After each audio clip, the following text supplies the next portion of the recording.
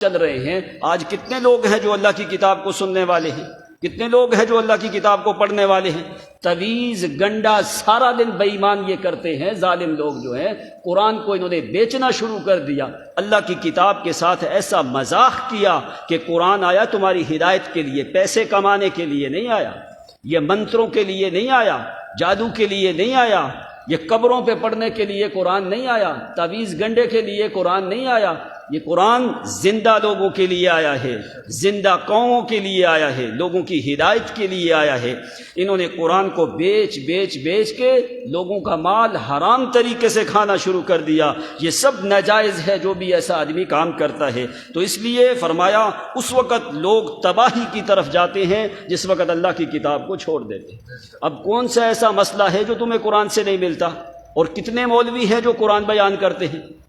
کوئی مسجد کے اوپر بیٹھ جاتا ہے جمعے کے بعد سے لے کے شام تک، یہ ظالم ایسے مولوی پیر ہیں کہ عورتوں کے اندر بیٹھتے ہیں۔ رمضان المبارک کے مہینے کا حیا دیں، پردہ تو فرض ہے، جب بیٹھتے ہیں شام تک، عشاء تک بیٹھے رہتے ہیں۔ کوئی مسجدوں کے اوپر بیٹھا ہے، کوئی نیچے بیٹھا ہے، کوئی عورتوں کی بنیانیں سونگ رہا ہے۔ کس شریعت نے تمہیں اجازت دی ہے کہ عورتوں کے جرمٹ میں بیٹھو؟ حدیث میں تو آتا ہے جس آدمی کو عورتوں کے جرمٹ میں دیکھو اس ظالم کو قتل کر دیا جائے۔ یعنی اتنا بڑا جرم ہے غیر محرم عورتوں کے پاس بیٹھنا، ان کی آنکھوں میں آنکھیں ڈال کے باتیں کرنا، ان کے بازو ماپنا۔ یہ کس پیغمبر کی شریعت ہے؟ کس کا کلمہ تو نے پڑھا ہے؟ اگر پیغمبر کا نام صرف استعمال کیا جاتا ہے، کوئی دین کا پتہ نہیں، شریعت کا پتہ نہیں، رمضان کی حیا نہیں، پیغمبر کی کتاب کی، تو وکی کی روایت ہے، فرمایا ایسا کام کرنے والے آدمی سے بچ جاؤ۔ اس کا مطلب ہے خدا کے خزانے ختم ہو گئے، یہ لوگوں کے مشکل کشا بن کے بیٹھ گئے ہیں۔ خدا کے پاس ایسی چیز نہیں ہے جو ان پیروں فقیروں سے ملتی ہے، ہر چیز کا خزانہ اللہ کے پاس ہے۔ اگر مومن ہو تو یقین اللہ کی ذات پہ رکھو، اللہ تعالیٰ کے علاوہ کوئی بھی ذرے اور نفع نقصان کا مالک نہیں ہے۔ اس لیے فرمایا کہ یہ اللہ تعالیٰ کی کتاب تمہیں سمجھانے کے لیے آئی ہے۔ اس وقت انسان گمراہ ہوتا ہے جب وہ اللہ کی کتاب سے دور ہو جاتا ہے۔ فرمایا بے عبدی ہی، پیغمبر کی شریعت تمہارے لیے نمونہ ہے۔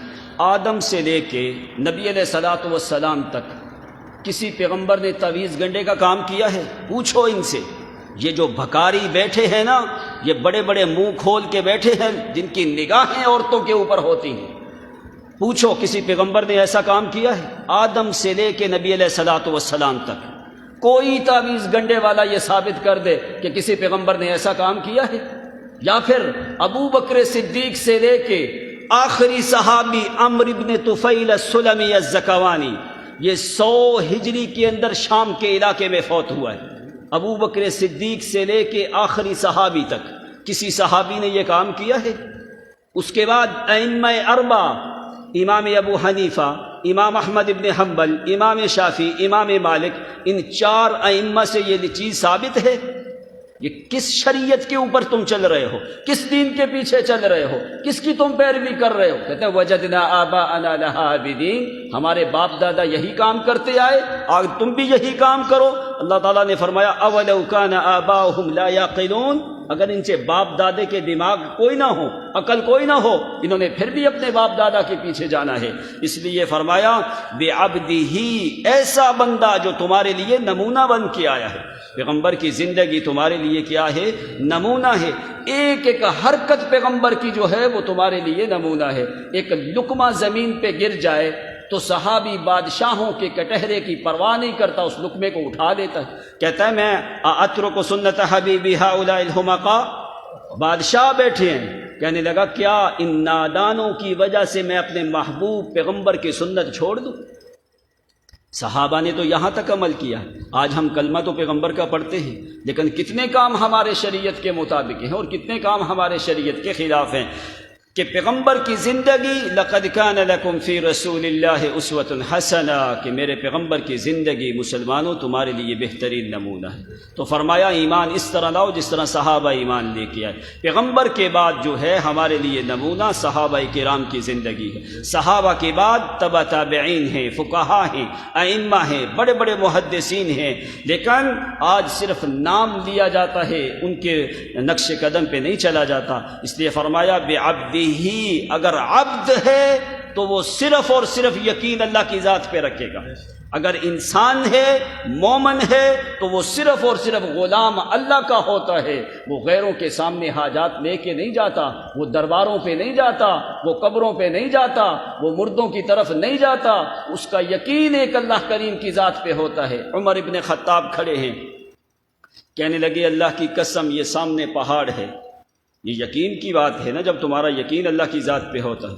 فرمایا یہ سامنے پہاڑ ہے، اگر میں کہوں یا اللہ اس پہاڑ کو پھاڑ دے، میں عمر نے گزرنا ہے، تو فرمایا اللہ کی قسم پہاڑ پھٹے گا اور میں عمر گزروں گا۔ کیوں؟ فرمایا اس لیے کہ میرا یقین اس طرح۔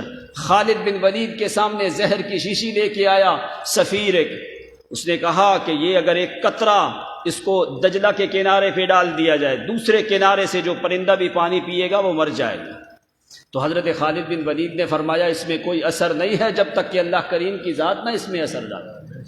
اس کو پوری شیشی جو ہے حضرت خالد بن ولید پی گئے۔ فرمایا اب بتا، بسم اللہ الذی لا یضر مع اسمہ شیء فی الارض ولا فی السماء وهو السمیع العلیم۔